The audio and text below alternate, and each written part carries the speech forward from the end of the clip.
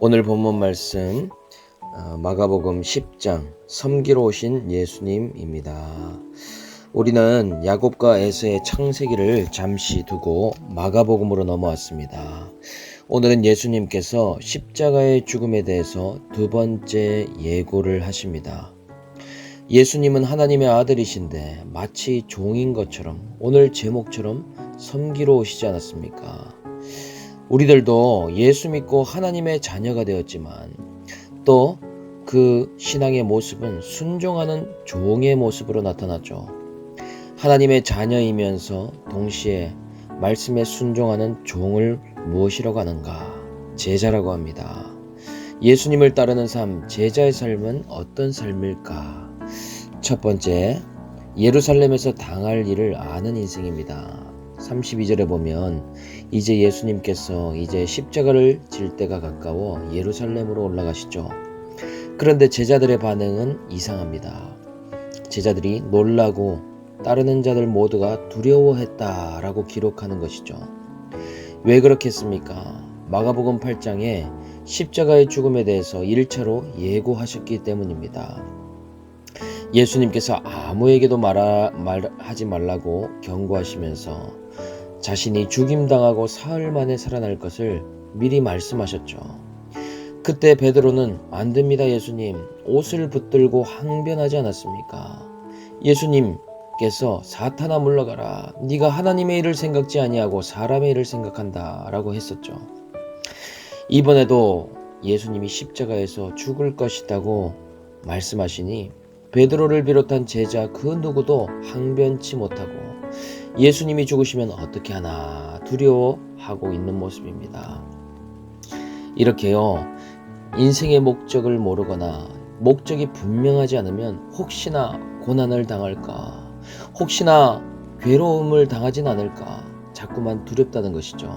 사람에 대한 두려움, 물질에 대한 두려움, 관계에 대한 두려움, 수많은 인생의 두려움의 문제, 우리는 어떻게 해결할 수 있습니까? 내가 당할 십자가를 깨닫게 될 때, 그 십자가를 통과할 때 사라지게 되는 것이죠.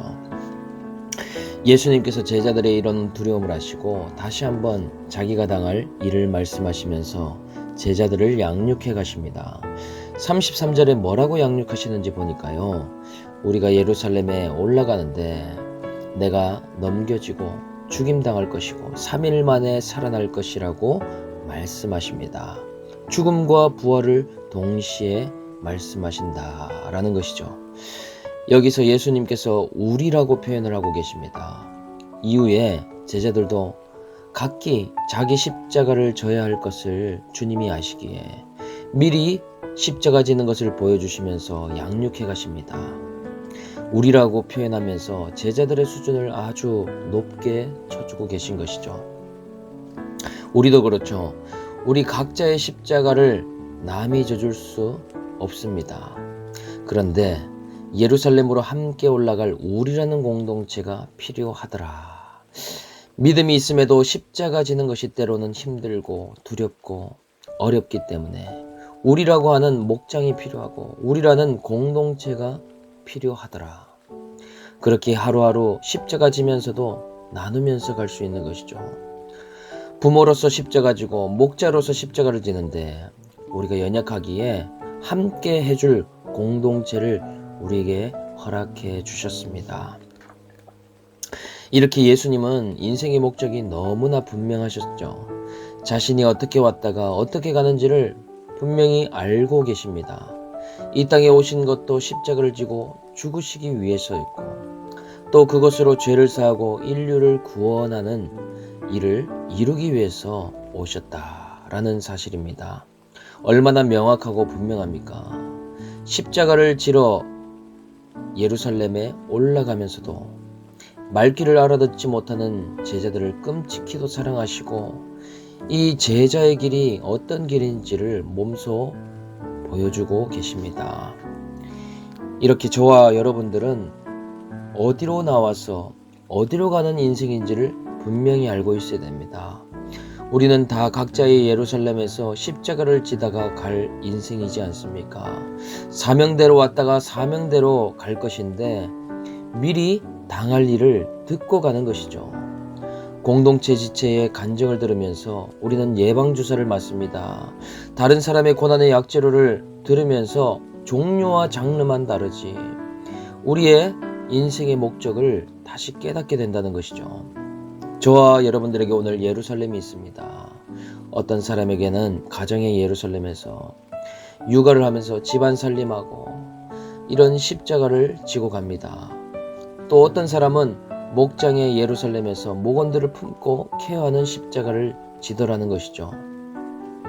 또 어떤 사람은 말씀 들으면서 정말 말귀를 못 알아듣는 배우자와 자식의 십자가를 지고 그 길을 걸어갑니다. 그런데 우리는 분명히 깨닫게 되더라. 나를 먼저 예루살렘에 올라가게 하셔서 십자가를 지고 보이면서 가게 하심을 발견하게 됩니다. 예수님을 따르는 삶 두 번째는 자기가 무엇을 구하는지도 모르다가 그것이 무엇인지를 깨닫게 되는 인생입니다. 35절에 세베대의 아들 야고보와 요한이 주께 나와 무엇인가를 구하기 시작합니다. 예수를 믿어도 기복의 가치관이 안 깨지는 경우가 상당히 많죠. 신앙의 가치관이 구원보다도 각자의 인생의 문제를 해결해주고 나를 좀 잘되게 해주는 것이라고 생각하는 경우가 많습니다. 이 두 사람도 마찬가지더라. 무엇을 구하는지 보니 37절에 주의 영광 중에 하나는 주의 좌편에 하나는 주의 우편에 앉게 해달라고 구하고 있습니다. 예수님은 죽음과 부활을 말씀하시는데 이 제자 두 명은 좌의정 우의정의 자리를 원한다고 이야기를 하는 것이죠. 다른 제자들도 그렇지만 이들은 야고보와 요한은 갈릴리 바다에서 예수님 만나고 정말 예수님을 사랑하고 열심 다해 쫓는 제자들이었습니다. 특별히 이 요한에 대해서는 우리가 너무나 잘 알고 있죠. 이 요한은 숫제자 세 사람 중에 한 사람이고 요한복음을 기록한 예수님 품에 안겨있는 사랑하는 제자이지 않습니까? 예수님을 사랑한 것도 맞지만 이러한 가까운 관계를 통해서 무엇인가 세상 부귀와 영화를 구하고 있더라 하는 것입니다. 메시아이신 예수님이 예루살렘에 들어가면 무슨 일이 생길 것 같은데 혹시 큰 영광을 얻으시면 자신들을 좀 기억해달라 하는 것 아닙니까? 이렇게 신앙의 큰 문제가 어디에서 시작되는가?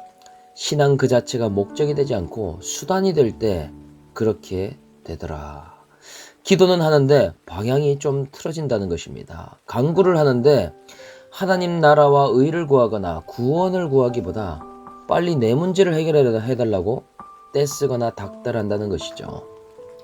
그런데 주님께서는 뭐라고 하십니까? 너희는 너희가 구하는 것을 알지 못한다라고 하십니다.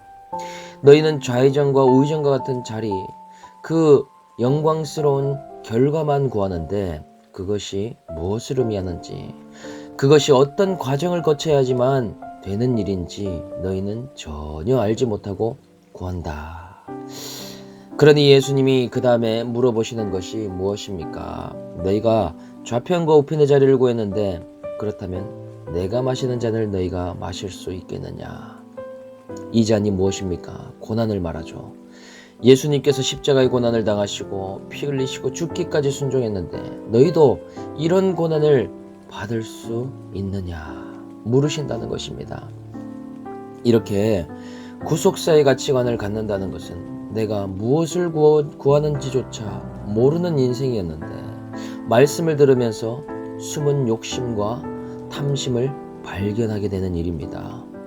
고난 없이 영광만 받으려고 했는데 그 일이 고난이 없이는 결코 받을 수 없음을 깨닫게 되는 일이라는 것이죠. 내가 많은 영광을 구하는 것은 곧 많은 고난을 구하는 것과도 같습니다. 내가 세상적인 부귀영화를 구하는 것은 곧 많은 훈련과 연단을 구하는 것과 같다는 것이죠. 영광의 크기는 곧 고난의 크기와 이꼬르라는 사실입니다.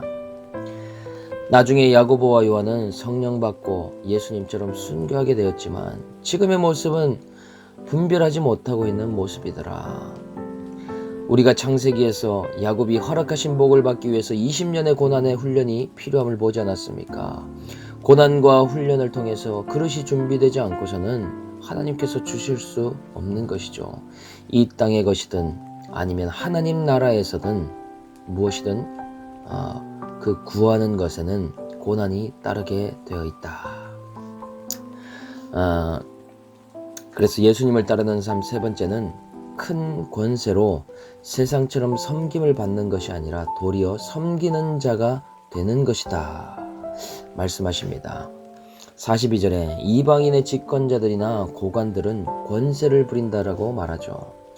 그런데 제자들이나 믿는 자들의 권세는 그것과 다르다라고 주님은 말씀하십니다. 권세로 남들을 부려먹거나 상전처럼 대접받는 인생이 아니라 하나님 나라의 권세는 섬기는 권세이고 종이 되는 권세다 라는 이상한 말씀을 하신다는 것이죠. 이게 이해가 되는 말입니까? 우리도 남보다 높아져서 권세 쓰는 것을 참 좋아합니다. 물질의 권세, 그리고 직위의 권세, 내게 있는 권세들을 남과 비교하면서 더 높아지려고만 합니다. 그래서 회사나 가정에서나 내 마음대로 움직이게 하는 것을 좋아하더라. 윗권세가 된다고 해서, 그런데 어떻습니까? 실제로 윗권세가 된다고 무조건 좋을 것 같지만 도리어 섬기는 모습이 얼마나 많습니까? 부모가 된다는 것이 섬김 받을 권세 같아도 끝없이 섬겨야 된다는 것이죠. 사장이라고 해서 섬김 받을 것 같지만 회사를 위해서 남들보다 더 많이, 더 먼저 신경 쓰고 섬기는 자리이지 않습니까? 나에게 허락하신 권세를 이타적으로 섬기는데 사용하는 것, 나에게 주신 물질, 내게 주신 건강, 시간, 또 자동차를 주셨으면 차로 픽업하는 일, 각양각색의 모양으로 사람을 살리고 구원을 이루는데 사용하는 자, 그 사람이 하나님 나라에서 큰 자더라. 오늘 세 가지를 기억해 보시길 바랍니다. 예루살렘에서 당할 일을 알고 내가 무엇을 구하는지를 깨달으며 내게 주신 권세로 누군가를 섬기고 있는가. 오늘 묵상 질문은 나에게 십자가를 지라고 주신 나의 예루살렘은 어디인가요? 내 욕심인지 알지도 못하고 구했던 기도는 무엇입니까? 타인을 섬기라고 나에게 지금 허락하신 권세는 무엇입니까? 오늘 하루도 우리의 인생의 목적, 십자가를 지는 일을 잘 감당할 수 있기를 주 예수의 이름으로 축복합니다.